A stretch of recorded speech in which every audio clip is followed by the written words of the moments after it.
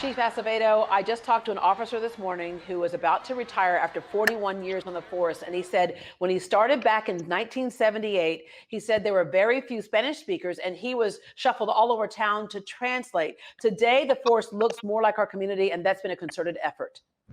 Yeah, it has been. And I've got to give a lot of credit to the Houston Police Officers Union that actually gave the city the ability to completely handle and set the standards for hiring, and uh, which has led to this beautiful police department that's imperfect, but it's a department that's homegrown and a department that is completely reflective of this big melting pot we call Houston, Texas.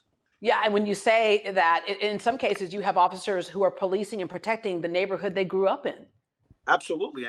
What's interesting is we have officers that know the Floyd family, that knew George Floyd growing up, and that's what makes I think Houston so special. It is that there's so much pride in our city. Everyone gets along, north, south, east, west, white, black, Hispanic, Asian, Middle Easterners, no matter what religion. We're not a perfect city, but we're such a welcoming city that Mayor Turner talks about all the time, where everyone's welcome. We try to be inclusive, and I think that as of right now, thanks to our residents, thanks to the people we live and serve with, they're really taking the lead in keeping things calm here in Houston compared to other places.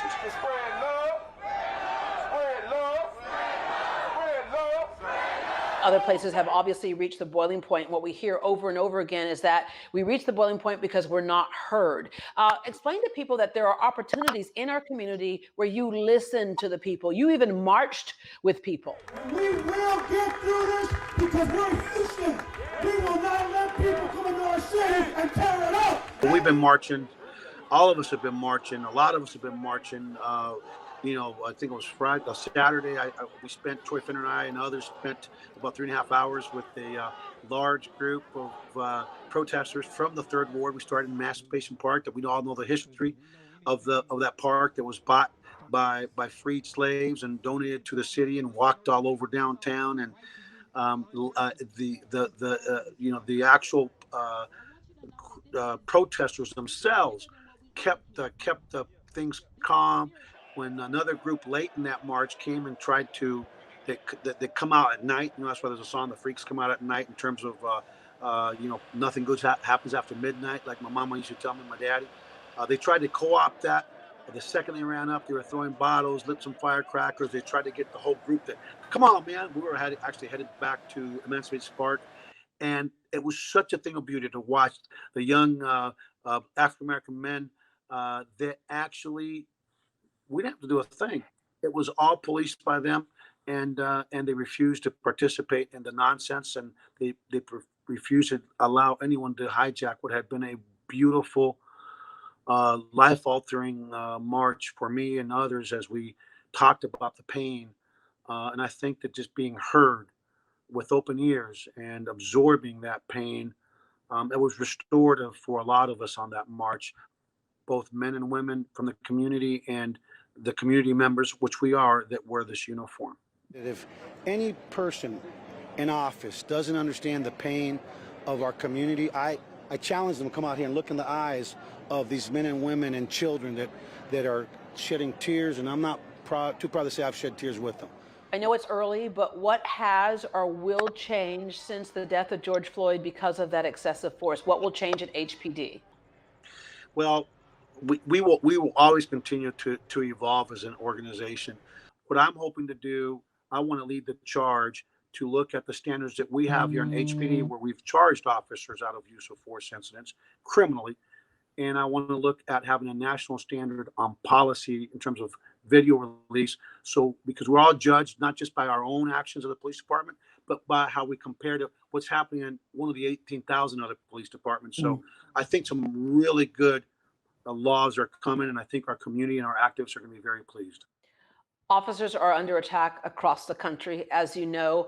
What is it you want people to know? Because out of their anger, they're attacking innocent people who are there to protect them. As we all know, there are some people who are good, there are some people who are not. But what do you want to remind people of when it comes to having police in your city? First, please know that right now, this is a watershed moment for our nation. I really believe, I've been doing this for 34 years. I really believe in my heart of hearts that finally there's a spiritual awakening going on where people that may not have seen the pain of the African American community did not want to recognize the pain of communities of color and poor communities, including white communities. That because there's a lot of poor white people out there that we don't talk about very often. That the ills of society are real, they're hurtful, and that we all need to come together to try to see how we move forward, not just the policing profession, the criminal justice profession, education. There's a lot of work to be done, but please know that, please judge our police officers through the content of their hearts and not the content of their uniform, the color of the uniform, because most police officers are just phenomenal. They serve 20, 30, 40 years and never shoot at anybody. They never shoot anybody.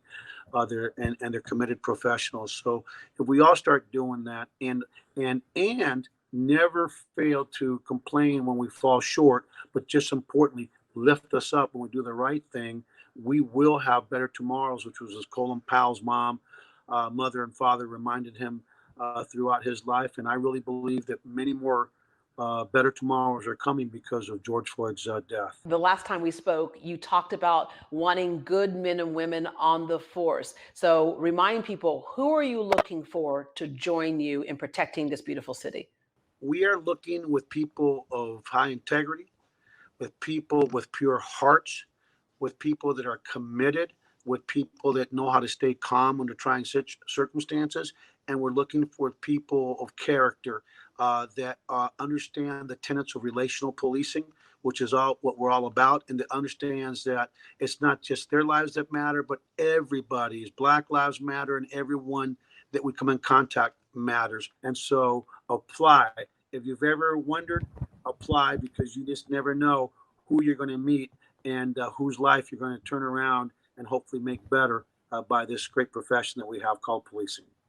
Chief Acevedo, when everything really calms down, I'm meeting up with you at the karaoke bar, and what the world needs now is love, sweet love. Yeah, I'm ready. Thank you very much. Pray for our city and country, please.